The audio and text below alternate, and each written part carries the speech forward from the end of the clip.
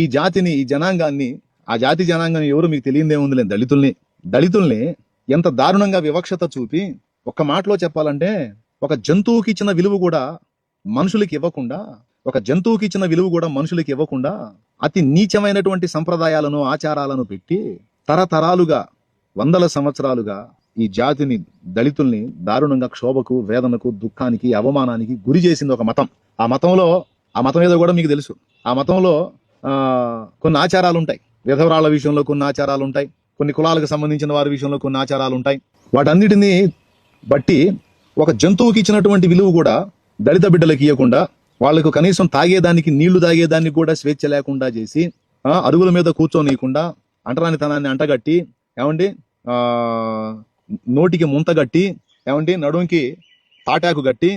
ఎందుకంటే ఈ దళితులు రోడ్డు మీద నడిస్తే రోడ్డు మైలబడిపోయిద్దంట.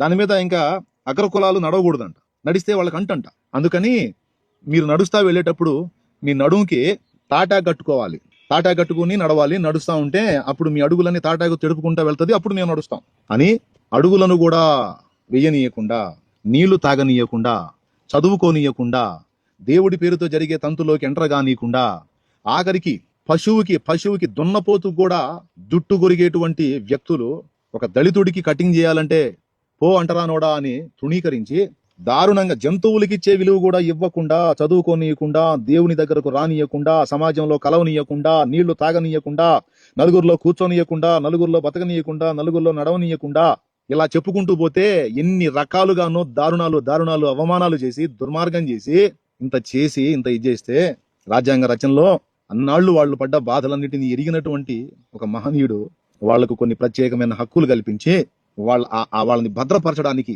సమాజంలో వాళ్ళు కూడా నైతికంగా తల ఎత్తుకొని తిరగటానికి కొన్ని ఏర్పాట్లు చేస్తే, ఈరోజు తీర్పులు ఎలా ఉన్నాయంటే, మళ్ళా ఇగో మీకు ఏమాత్రం మార్పు రాలేదు, న్యాయస్థానాలు కూడా మిమ్మల్ని ఇప్పటికీ వెలివేస్తానే ఉన్నాయి, మిగిలిన వాళ్ళు ఎవ్వరికీ లేని చట్టాలు మీకు మాత్రమే అప్పులు అవుతాయి అని ఈరోజు కూడా లేటెస్ట్ గా మరి కొన్ని తీర్పులు, ముఖ్యంగా సర్వోన్నత న్యాయస్థానంగా మనం గౌరవించేటువంటి సుప్రీంకోర్టు జడ్జిమెంట్, అది చాలా హృదయాన్ని కలచివేసే విధంగా అనిపించింది. ఇది నా ఒక్కడి అభిప్రాయం కాదు, సమాజంలో ప్రజలందరి అభిప్రాయం. చాలా మంది దీని విషయంలో గాయపడి గుండెకోతకు గురై స్పందిస్తా ఉన్నారు. అంటే మిగిలిన ఏ వర్ణాల వారైనా తమకిష్టం వచ్చినటువంటి భక్తి మార్గంలోకి వెళ్ళొచ్చు, తమకిష్టం వచ్చిన విశ్వాసంలోకి వెళ్ళొచ్చు, కానీ దళితుడికి మాత్రం ఆ స్వేచ్ఛ లేదు. అంటే దళితుడంటే సర్వోన్నత న్యాయస్థానానికి కూడా ఇంత చిన్న చూపు ఉంటదని నేను అసలు భావించలేదు. మరి ఎవరికీ లేని ఈ చట్టాన్ని, లేకపోతే ఈ తీర్పుని దళితులకు మాత్రమే ఎందుకు ఇచ్చారు? ఇప్పుడు ఎస్టీ ఉన్నాడు, ఎస్టీ వేరే మతంలోకి మారితే వాని స్థానం అంతే ఉంటది. బీసీ ఉన్నాడు, బీసీ వేరే మతంలో మారితే వాడు బీసీగానే ఉంటాడు. ఓసీ వేరే మతంలో మారితే వాడు ఓసీగానే ఉంటాడు. ఒక ఎస్సీ మాత్రం వేరే మతంలోకి మారితే ఎందుకని అతని హక్కులు పోగొట్టుకుంటున్నాడు? ఎందుకు పోవాలి? అంటే ఎస్సీలు అంటే సర్వోన్నత న్యాయస్థానాన్ని కూడా చిన్న చూపేనా?